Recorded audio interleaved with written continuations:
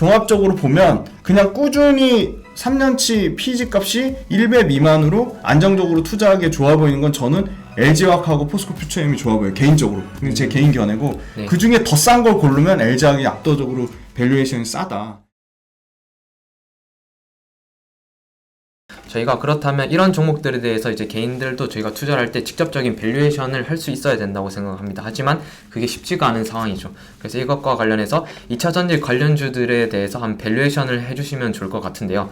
보실 때 이제 가장 비싼 회사랑 뭐 가장 싼 회사 뭐 이런 것도 좀 해서 먼저 말씀해 주시면 좋을 것 같습니다. 네, 2차전지가 이제 구조적인 성장주잖아요. 네. 그래서 성장주는 보통 밸류에이션 할 때는 PER이라는 지표를 쓰거나 EV의 EBITDA를 쓰거나 아니면 네. PBR을 쓰는데 2차전지는 조금 구조적인 성장주니까 디테일하게 밸류에이션을 보시려면 네. PEG 값을 보셔야 돼요. PEG는 이제 대표적인 성장주 투자의 대가라고 할 수 있는 피터 린치가 고안한 개념인데요. 네.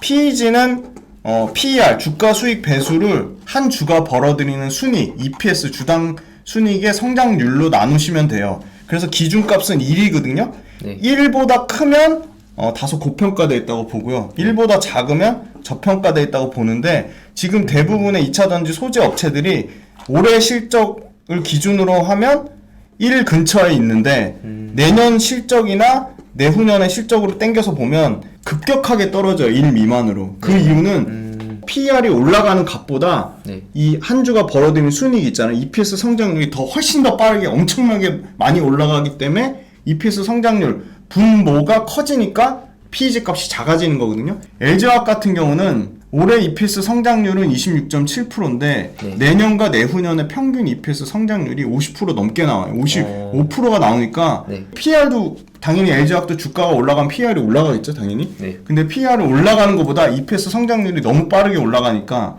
EPS 성장률의 폭이 압도적으로 PER 올라가는 것보다 더 가파르게 올라가니까 PEG 값이 0.17배 내년 기준으로 내후년 기준으로 0.22배 그러니까 1배 미만이니까 LG화학은 아직 투자 여력이 남아 있는 거죠. 밸류에이션이 비싸지 않은 거죠.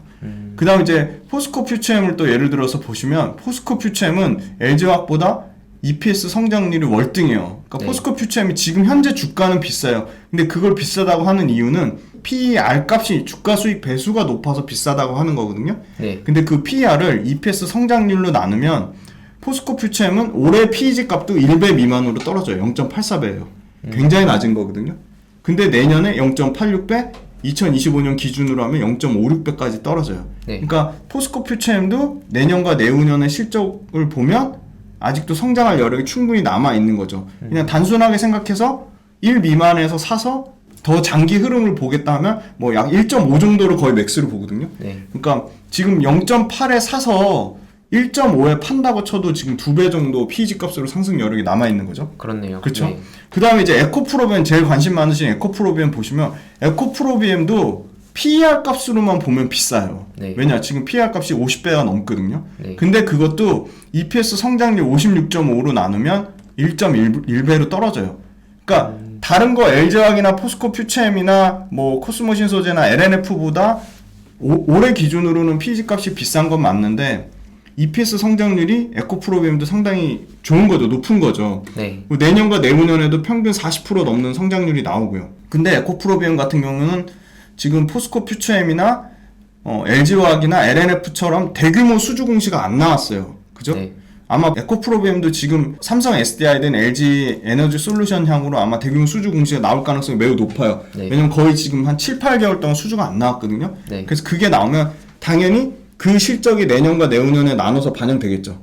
그러면 저 PEG 값이 더 급격하게 떨어질 거예요. 근데 결론은 에코프로비엠도 지금 현재로서는 PEG 값이 1.1배지만 PEG로 봤을 때는 절대 비싼 값이 아니다. 네. 네. 그렇게 보고 2025년 기준으로 에코프로비엠 PEG는 0.8배까지 떨어진다. 그래서 종합적으로 보면 그냥 꾸준히 3년치 PEG 값이 1배 미만으로 안정적으로 투자하기에 좋아 보이는 건 저는 LG화학하고 포스코퓨처엠이 좋아 보여요. 개인적으로. 제 개인 견해고 네. 그 중에 더 싼 걸 고르면 LG화학이 압도적으로 밸류에이션이 싸다. 네. 그리고 비싼 거는 코스모신소재가 밸류에이션 측면에서는 비싸요. 근데 지금 현재 2023년 실적 기준으로는 비싼데 네. 코스모신소재도 만약에 내년 내후년까지 끌고 간다.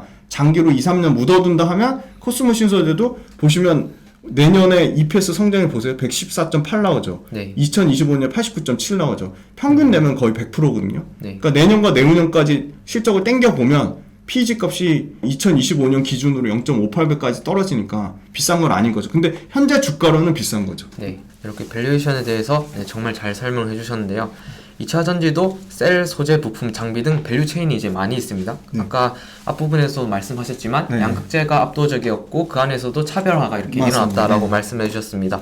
근데 여기서도 이제 투자금이 크지 않은 개인 투자자들에게 이제 포트폴리오를 갖다가 얘기를 해주신다면 이 안에서도 좀 어떤 부분을 차별화해서 봐야 될지 이렇게 조언을 해주시면 좋을 것 같은데요. 네, 이게 계속 밸류에이션이란 건 계속 변하니까 네. 사실은 딱 지금 시점에서 보면 지금 시점에 가장 밸류에이션도 싸면서 성장성도 높은 거는 원자재 단이에요. 네. 그러니까 원자재 단의 대표적인 거는 이제 포스코 홀딩스가 있고 에코프로가 있는데 포스코 홀딩스랑 에코프로의 차이점은 포스코 홀딩스는 실제 리튬을 추출하는, 리튬을 채굴하는 광산이랑 염호를 둘 다 갖고 있어요. 네. 그러니까 당연히 포스코 홀딩스가 엄청나게 고밸류로 받아야 되는 게 맞아요. 왜냐면 우리나라에서 유일하게 리튬 광산도 갖고 있고 리튬 염호도 갖고 있으니까 네. 그게 가치가 못해도 최소한 포스코홀딩스 이제 2025년에 광산이랑 염호에서 나는 매출이 25년 기준으로 약 아주 보수적으로 잡아서 2조에서 3조 정도 예상하고 이게 2030년 가면 아마 네. 최소한 못해도 15조에서 20조를 예상하거든요. 리튬으로 나는 매출만. 그럼 포스코홀딩스 연간 매출이 85조인데 이게 이제 리튬으로 매출 30% 가까이 담당을 하는 거죠. 이제 2030년 기준으로 기노업으로 보면. 네. 근데 이제 에코프로는 어떤 차이점이 있냐? 에코프로는 염호도 없고 광산도 없어요. 네.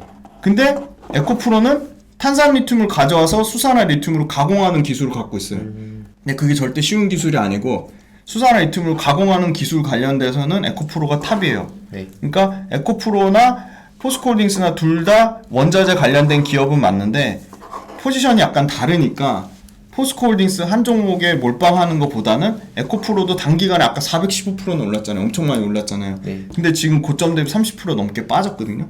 그래서 저 같으면 원자재의 비중을 가장 높이는데 원자재를 포스코홀딩스랑 에코프로로 나눠서 반반씩 들어갈 것 같고요. 네. 그 다음에 원자재 다음에 중요한 거는 이제 양극재거든요. 네. 그럼 왜 양극재 하냐 그거 궁금해 하실 것 같은데 양극재가 일단 배터리 원가에서 차지하는 비중이 제일 커요. 네. 그래서 양극재를 좋아하는 거고 양극재가 이제 배터리 원가의 40%를 차지하고 요표 보시면 양극재가 투자한 거 대비 이익이 제일 좋아요. 네. 그죠? 다른 거는 보통 10%대인데 네. 10% 미만인 것도 있죠. 배터리는 투자액 대비 이익이 7.2%밖에 안 나오는데 양극재는 30%가 나와요. 압도적이죠. 네. 그죠? 그리고 이 감가상각비는 들어가는 비용이 근데 반대로 말하면 양극재는 투자액 대비 들어가는 비용도 많긴 많아요. 네. 근데 워낙 이익이 압도적으로 다른 거에 비해 많이 나니까 양극재 같은 경우는 지금 투자액 대비 이익률이 30%나 되니까 그래서 양극재가 배터리 원가에서 차지하는 비중도 크고 이익률도 월등히 좋으니까 양극재를 좋아하는 거고 네. 그래서 결론적으로 양극재는 계속 주가가 많이 올랐지만 꾸준히 안정적으로 30% 이상 비중을 가져가야 되는데 양극재 단에서 아까 제일 싸다고 말씀드린 거는 제가 LG화학하고 포스코 퓨처엠이었잖아요. 네. 그래서 저 같으면 LG화학하고 포스코 퓨처엠을 두 개를 나눠서 반반씩 살 것 같아요.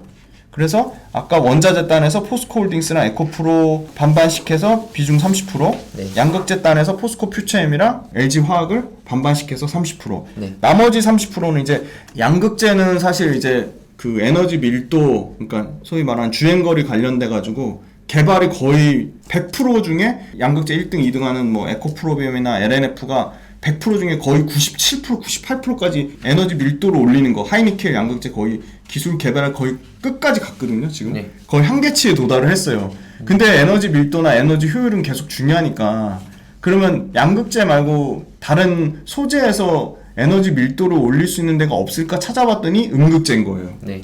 그래서 음극재가 에너지 밀도나 에너지 효율에도 올리는데 당연히 음극재도 중요한 역할을 하고 음극재는 더 중요한 건 뭐냐면 배터리를 충전하거나 방전하는 게 앞으로 엄청나게 중요해졌거든요. 네. 왜냐면 이제 주로 우리가 주력으로 하는 시장이 미국 시장하고 유럽 시장인데 미국 유럽 시장의 차이는 뭐냐면 미국 유럽 시장이 중국 시장하고 차이는 뭐냐면 미국하고 유럽은 큰 배터리가 들어가요. 네. 대형 세단, 대형 픽업 트럭 아니면 대형 SUV 그러니까 미국이나 유럽에 들어가는 배터리의 용량 차이가 3배 넘게 나는 거예요. 그러니까 중국에 들어가는 배터리는 평균 60kWh를 쓴다면 미국과 유럽에 들어가는 평균 배터리의 용량은 100kWh가 넘는 거예요. 네. 특히 미국은 이제 픽업 트럭도 많이 팔리고 대형 SUV도 많이 팔리니까 중국에서 3대 팔 거를 미국에 1대 파는 거랑 같은 용량이 되는 거죠. 그래서 대형 세단이나 대형 SUV나 그 배터리가 큰 배터리를 많이 쓰는 거를 하려면 충전 시간이나 충방전하는 시간이 되게 오래 걸려요. 네. 그러니까 그 계속 테슬라 유튜브 보면 테슬라 충전해놓고 아직도 충전 안 됐냐고 그거 많거든, 그런 영상들. 네. 그러니까 그만큼 충방전에 대한 사람들이 되게 중요하게 생각하고 완성차 업체 측면에서도 그걸 굉장히 중요한 이슈를 삼고 있어요. 근데 충방전 속도를 실리콘 음극재를 쓰면 급격하게 속도가 빨라져요. 왜냐면 에너지 효율도 좋은데 기존의 흑연 소재보다 속도가 빨라지니까 안 쓸 수밖에 없는 거예요. 근데 문제는 실리콘 음극재가 빠르게 안 컸던 거는 적용하는 차종이 많이 없었어요. 포르쉐 타이칸 정도밖에 안 썼는데 네. 지금 이제 GM에서도 쓰려고 하고 포드의 픽업 트럭도 쓰려고 하고 삼성이랑 조인트 벤처에는 이제 차세대 BMW 모델에도 들어가려고 하고 뭐 볼보에도 쓰려고 하고 다양한 완성 차종이 실리콘 음극재를 막 쓰려고 하고 있거든요. 그래서 실리콘 음극재 관련된 회사가 앞으로 엄청 주목받을 건데 지금 실리콘 음극재를 실제로 개발해서 양산해서 제품으로 판매하는 데가 대주전자재료랑 한솔케미칼밖에 없어요. 근데 캐파로 가장 큰 데가 압도적으로 대주전자재료예요. 네. 그래서 대주전자재료를 저는 이제 음극재 단에서 비중을 30% 이상 담을 것 같아요. 양극재 못지않게 네. 이 실리콘 음극재가 물론 배터리 원가에서는 양극재가 40%면 음극재는 15%밖에 안 들어가요. 네. 비중은 양극재에 비해서 적은데 앞으로 엄청나게 많이 쓸 것 같아요. 왜냐면 충방전 속도도 개선해야 되고 양극재가 에너지 밀도를 올리는데 이제 한계에 도달했으니까 음극재 단에서도 에너지 효율성을 좋게 해야 되기 때문에 그런 두 가지 기술적인 이유 때문에 쓰지 않을 수가 없고요. 대주전자재료나 이 한솔케미칼의 지금 실리콘 음극재가 기존 흑연에다 섞는 거거든요. 네. 3%밖에 지금 안 섞고 있는데 그게 내년에는 뭐 한 5에서 8%, 내후년에는 뭐 10에서 15%까지 기하급수적으로 뭐 3배, 4배씩 성장하거든요. 그러니까 네. 물량이 엄청나게 늘어나니까 대주전자재료나 뭐 거기에 이제 도전재로 쓰이는 나노신소재 같은 회사가 매출과 이익이 보시면 저 EPS 성장률 보이세요? 186%, 나노신소재 85%. 네. 저 EPS 성장률이 저렇게 늘어난다는 거는 매출과 이익이 2배씩 늘어난다는 거거든요. 그래서 실리콘 음극재를 양산하는 대주전자재료 같은 음극재 회사를 30%, 네. 그리고 나머지는 주가가 변동성이 있으니까 10% 현금 들고 있다가 네. 아까 배터리세 1등 기업인 LG 에너지 솔루션이나 네. 장비 1등 기업인 뭐 윤성 FNC 그런 회사를 주가 빠졌을 때 아마 담을 것 같아요. 네. 이렇게 해서 정리해서 말씀을 드리면 원자재, 양극재, 음극재를 각각 3대 3대 3 맞아요. 비중으로 네네. 가져가시고 그리고 10%는 현금을 들고 계시다가 네네. LG엔솔이나 윤성FNC 네네. 같은 기업들에 투자를 하시겠다. 네네. 이렇게 말씀해 주셨습니다.